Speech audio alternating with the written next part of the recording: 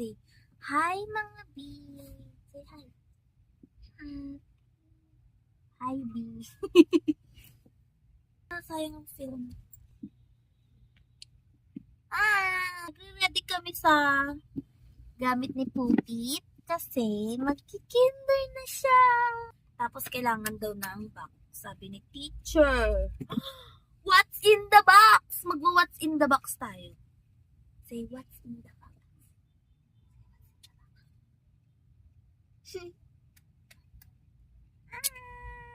So, ito ang laman ng box ni Poppy. Wow, what's that? Wow!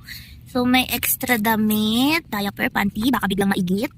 Tapos, meron tayong wipes, meron tayong pencil and paper. Alcohol and sabon. At, ano to? Bakit may pabaon ni Lola? Oh, balik mo na po, love.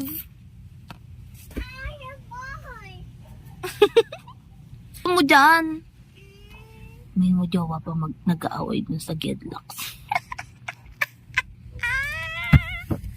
Tapos ito yung folder ni My Love. Yan.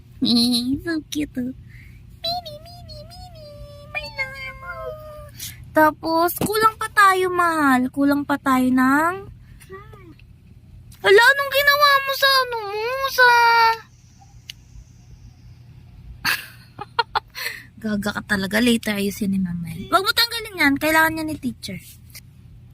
Pero ito ang assessment ng aking My Love. Yes. Required siya. Kasi lingid sa kaalaman niyo. Ano yan? Ba't may kulangot sa screen? Si Pupit ay nasa autism spectrum siya.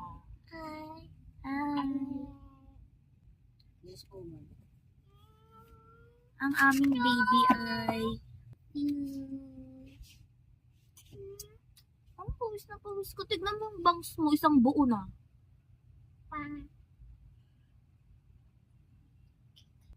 Ayun nga, ito na yung assessment ni Poppy.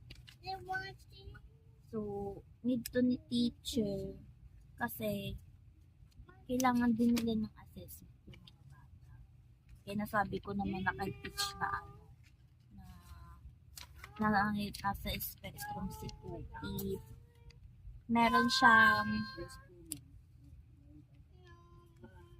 delay at meron siyang delay din sa motor skills. Kaya need nito. Tsaka aside sa school niya dyan sa barangay, meron pa siyang isang school sa Paco. Hi ka sa mga teacher mo. Hi mga teach.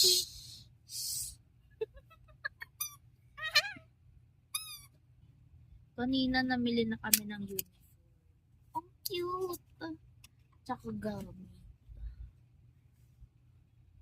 Shit, ganito pala feeling ng may estudyante ka na.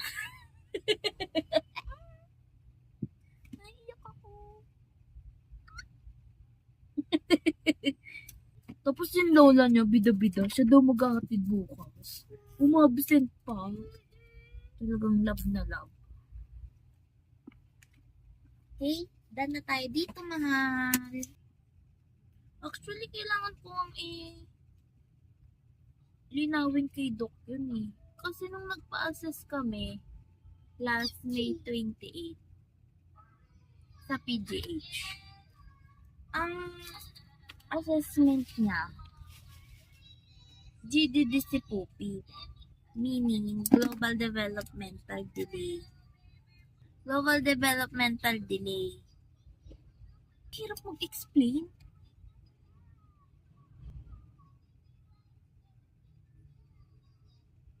Kumbaga, hindi pa daw pasok si Pupup sa autism. Nasa ano pa siya? Nasa boundary. Ganun.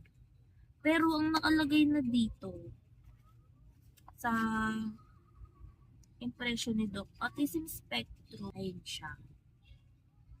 BDI 379, mild developmental delay. So, ayun. Kaya dalawa yung pasok ni Poopy. Dalawa yung klase niya. Meron din siya sa Paco, sa Agap Tutorial Center. Hihi. Ay ka sa kanila. Hi mga kabi. Hi mga kabi. Kabi. Hi mga kabi. Ayun siya. Kaya kailangan natin habulin yung mga delay ni Poopy. Delay niya sa speech at delay niya sa motor skills. Kaya ayun, kailangan natin ng early intervention para mahabol natin yung mga delay ng aking pinaka-love. Shit, baka umiyak ako bukas. Baka umiyak ako bukas. Ano ba yun? Baka umiyak ako bukas. Baka umiyak ako bukas. Bakit? Gusto na si Poopy.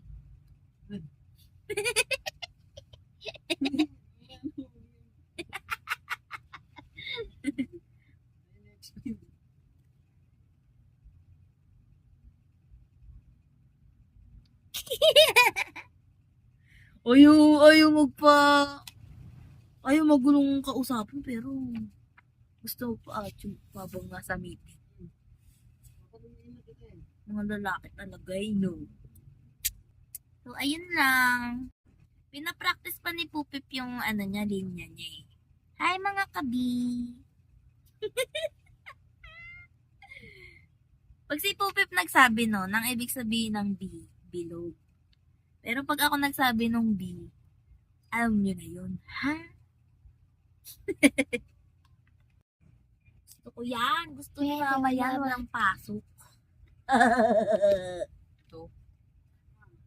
Pag mga ganyang bagay, madali lang kasi may telepono naman, di ba? Tinapay. Di tapos sa problema natin. Nag-iisip ka ba? Hindi lang sa ganitong bagay, sa ibang bagay pa, dapat mayroong initiative, mayroong mga tinatawag na critical thinking ba? Yung nag-iisip. Nagbablog ako dito eh. Bakit naman may sigawang nagaganap?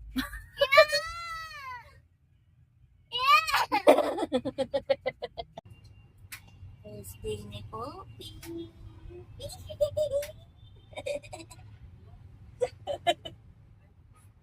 Ay, naman, ha?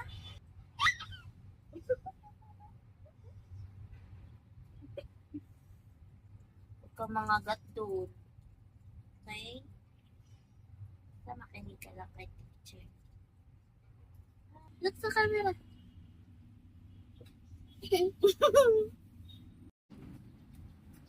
Kasi ito.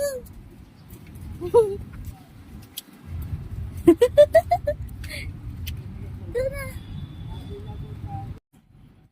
At it's a baby I love.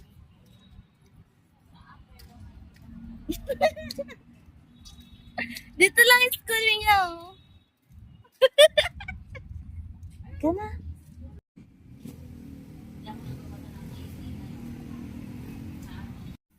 Poopy.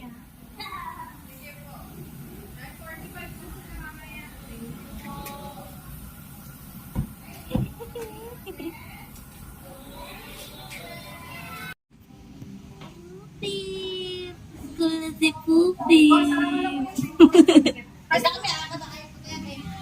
Bye, my love. Love you.